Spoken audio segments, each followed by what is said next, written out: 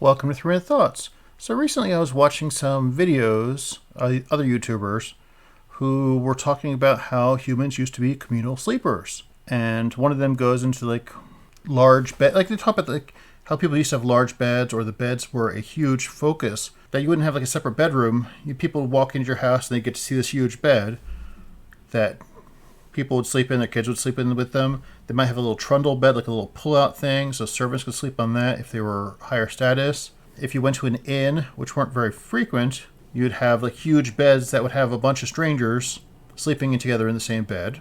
And it was more of a recent, within the past, I think, 100 years or so, that people started moving into having their own bedrooms and sleeping isolated.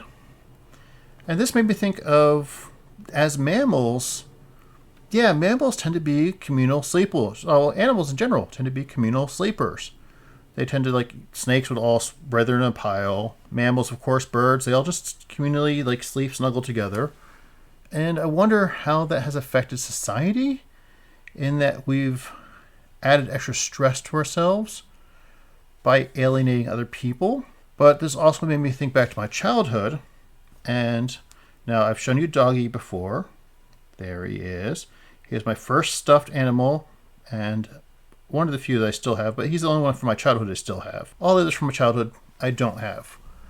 But what I did have as a kid was lots of stuffed animals. And I mostly focused on like sea aquatic type animals. I had like a crab and a lobster and a whale and turtle. Yeah, there was one of those. It was a giant pillow turtle. And I would, when I go to sleep, just arrange them all around my bed, just surrounding me, cuddling me, snuggling me in. And I wonder if that's somehow like genetic information, that I wanted to have that communal snuggling.